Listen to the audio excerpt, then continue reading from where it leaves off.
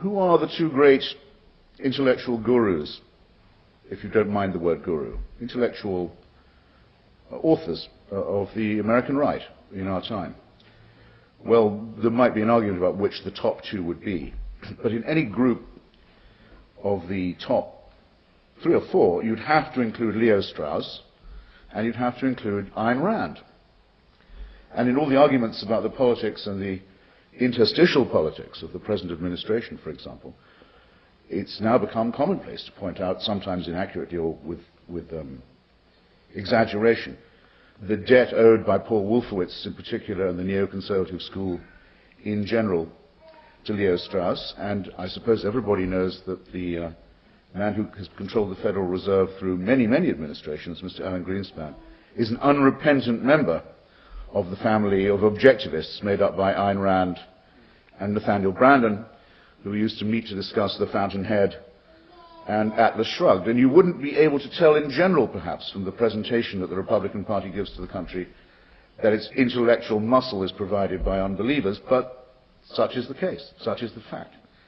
Leo Strauss, I think we could define as a non-believer rather than a positive infidel or unbeliever. He had a sentimental reverence, shall we say, or respect for belief, but he couldn't achieve it himself or respect it too much in others. And I suppose Ms. Rand could be described as a Nietzschean in some ways, because she thought that religion, all of it, but particularly Christianity, was a religion for slaves. And I don't agree with her about that, because if only because for such a long time Christianity was the religion of slave holders and slave takers and slave traders, as well as, because we must be fair, for abolitionists and campaigners against slavery. So don't mistake me, I don't propose any simple-minded Nietzscheanism here, but I do want to propose the concept of the anti-theist as opposed to the non-theist or the agnostic. The anti-theist, such as myself, someone who's hostile to the idea of religion, takes no position as between different faiths.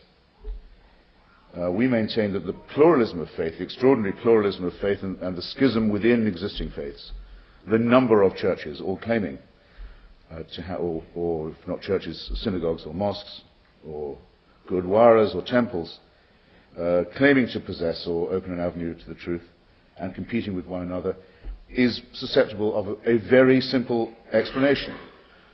The pluralism of religion is attributable to the fact that man created God, and not the other way around.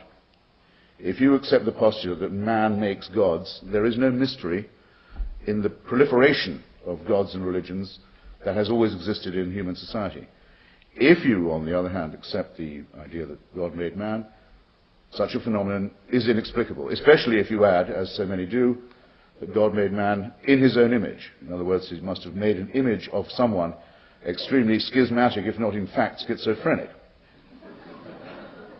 The only ones in this argument, therefore, who have to be wrong, who must be wrong, for whom there's no help and no excuse, are those humans, mammals, fellow mammals like ourselves, made of the same errant and torpid and sinful flesh as ourselves, who claim that they do know the mind of God and his intentions and indeed his minute instructions on private and public behavior. Only those who affirm this must be, by definition, ab initio, mistaken. And if I was a religious person and I heard someone, or a spiritual person, and I appear not to have the gene that is required for this, and I heard someone talk in this way, I would in that instant recognize profanity and blasphemy. No fellow mammal, no one who I know is at least made in the same image as I am, I know myself reasonably well, is going to tell me he knows what God's will is.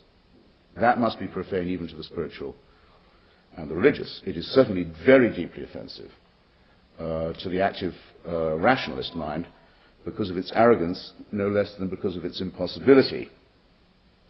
And if I've made this simple point of repudiation clear, I still haven't carried my point about the moral imperative of anti-theism or unbelief, which I'll now try and carry, or at least to assert.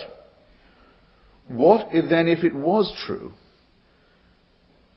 without, or shall we say, against? You choose, either against the evidence or without any evidence, but what if it was true nonetheless, could somehow ontologically be established as true, that we are all part of a grand divine design? What would that actually mean, if it were to be true? Well, it would mean a regime of permanent supervision and surveillance over our lives and our personalities that never stopped, that began before we were born, went through every moment of our earthly life, and continued after our deaths. An inescapable authoritarian surveillance, control, and supervision. It would be like living in a celestial North Korea. I'm one of the very few people who've been to and written about North Korea, which has now transformed itself from being an atheist totalitarian state into a fully religious, quasi-Confucian state of worship of the reincarnation in the son, Kim Jong-il, of the father, Kim Il-sung. You have only one right as a North Korean.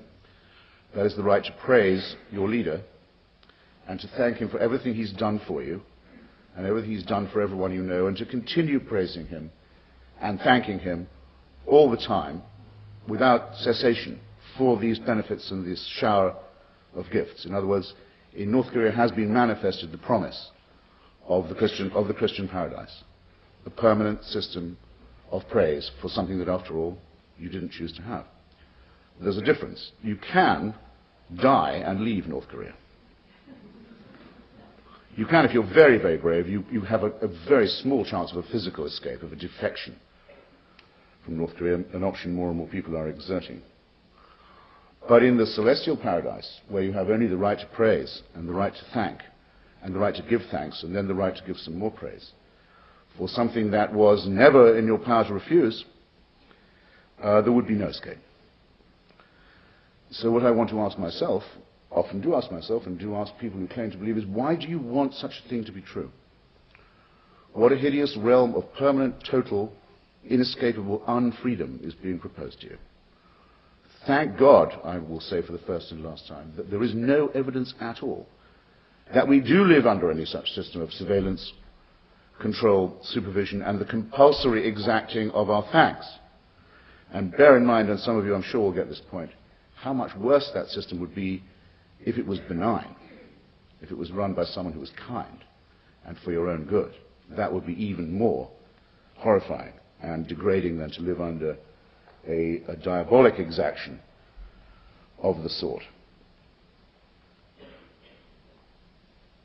Hence, I think, because this is the origin of totalitarianism, not in our outside world, where it's menacing enough, but within our own minds, the struggle to throw off this servility is the precondition for any struggle for liberty, whether intellectual or personal or moral.